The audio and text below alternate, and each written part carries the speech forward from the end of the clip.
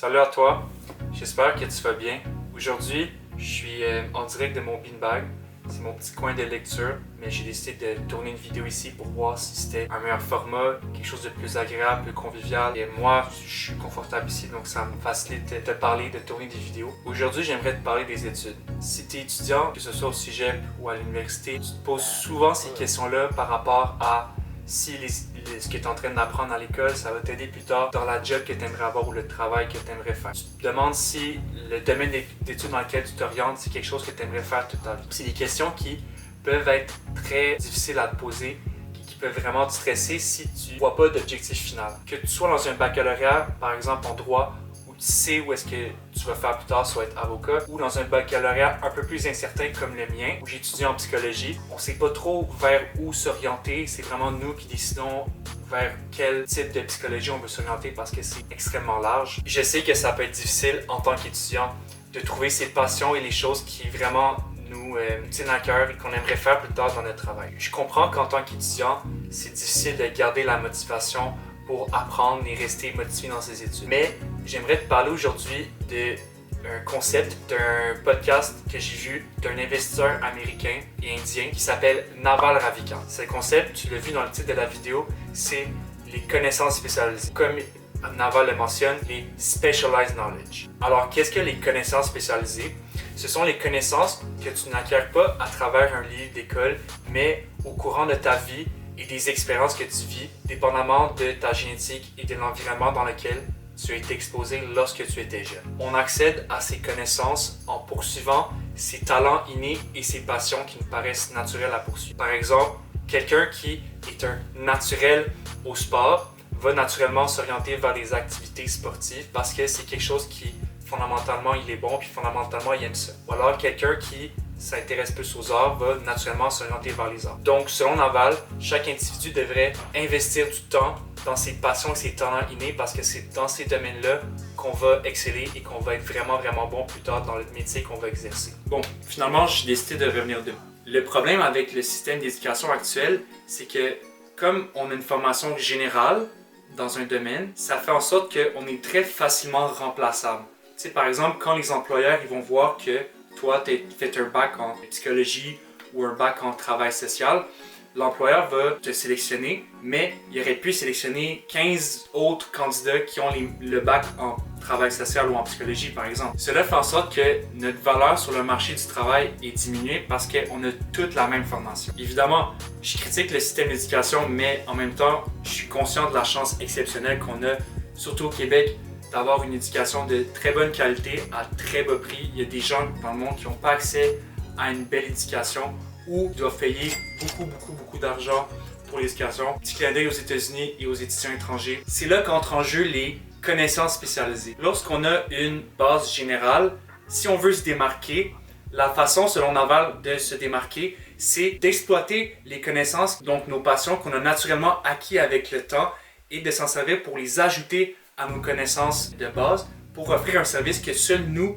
on peut offrir, ce qui fait qu'on se démarque du marché et des autres personnes autour de nous, puis on peut offrir un service à un prix plus cher ou un coût plus élevé à ce qu'on offre parce qu'on sait que ce qu'on a à offrir sur le marché, personne d'autre a la même expertise que nous. C'est un peu pour ça que les gens font des maîtrises, par exemple, pour se spécialiser dans quelque chose, ou encore mieux, un doctorat. Quand tu as un doctorat, tu deviens le meilleur dans un domaine spécifique, ce qui fait que quand tu vas sur le marché du travail après ça, tu peux charger beaucoup plus pour le travail que tu fais parce que tu es le seul du marché qui est capable de faire ce que tu proposes. Je vais te donner un exemple concret pour que tu comprennes vraiment ce que je veux dire par connaissance spéciale. Je connais quelqu'un qui a fait un baccalauréat en génie civil à Polytechnique. Lorsque cette personne-là a terminé son baccalauréat, elle ne se voyait pas faire une job comme ingénieur plus tard.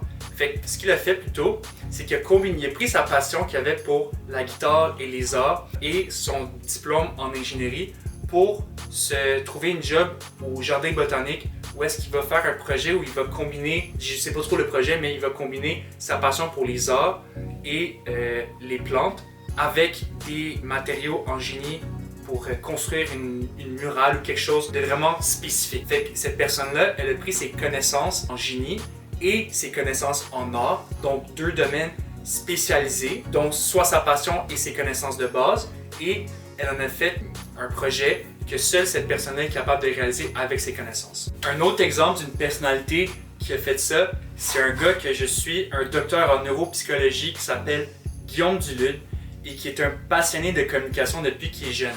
Fait que lui, comme il était passionné, il a suivi sa passion, il est allé en communication à l'université. Mais après ça, il a arrêté ses études puis il a décidé de faire un tour du monde pour étudier les tribus et d'essayer d'apprendre à communiquer avec elles sans utiliser le langage et seulement avec ses gestes. Après ça, quand il est revenu, il a réalisé que c'était ça sa passion et il s'est spécialisé là-dedans en finissant son bac en communication, en faisant un baccalauréat en psychologie et en faisant un doctorat pour étudier les mécanismes de communication consciente de l'être humain. Ce gars-là, il a suivi ses passions juste au début et il s'est spécialisé dans un domaine grâce au système d'éducation et à son doctorat. Donc maintenant, il offre un service, coach des entreprises et des gens pour les apprendre à améliorer leur communication et leur façon de fonctionner. Et il est très bon dans ce qu'il fait. Donc il offre un service que peu d'autres personnes peuvent offrir. Et donc ça fait qu'il se démarque et qu'il peut charger beaucoup plus pour ses services. Guillaume Duluth a utilisé le système d'éducation, donc il a dû faire un doctorat pour se spécialiser. Mais je pense pas que ça veut nécessairement dire que tu as besoin de faire un doctorat pour te spécialiser. Si ce que tu veux faire nécessite un doctorat, donc de faire avancer les connaissances générales, ben vas-y, fais un doctorat. Puis si c'est quelque chose que tu es passionné, ça va pas te déranger parce que tu es passionné, donc ça va pas te déranger de faire 4, 5, 6 ans de doctorat. Mais si tu ne vois pas faire des longues études, tu peux toujours trouver des façons avec les connaissances spécialisées de tourner ta passion vers des projets qui t'intéressent et qui t'allument réellement. Une des citations que Naval mentionne souvent, c'est celle-ci. La seule chose que tu peux apprendre d'un professeur de business, c'est comment devenir un professeur de business. Donc, en gros, ce que cette citation nous indique, c'est ce que je te mentionnais par exemple par rapport aux connaissances que l'école te donne. C'est que l'école te donne une formation de base pour par la suite rentrer dans le monde du travail.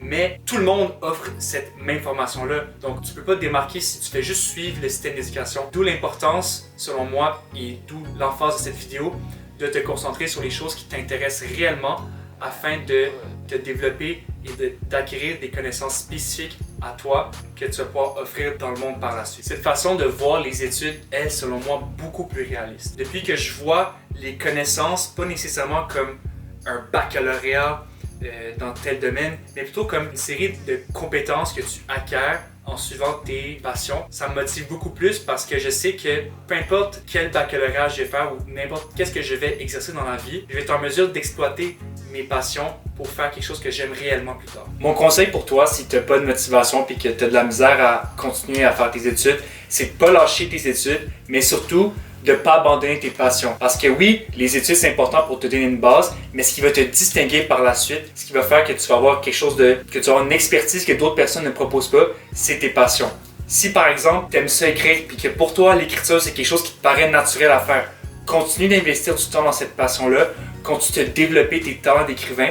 Comme ça, à un moment donné, quand tu seras plus vieux et que tu auras plus d'expérience, tu vas être en mesure de prendre tes compétences d'écrivain et ta formation à l'école et de développer une expertise que seul toi tu es capable d'offrir. Si tu n'es pas passionné par ce que tu fais, tu ne deviendras jamais le meilleur dans le domaine parce qu'il y aura toujours une personne qui est plus passionnée que toi, qui a plus de motivation et qui pour elle travailler c'est pas difficile, c'est comme un jeu.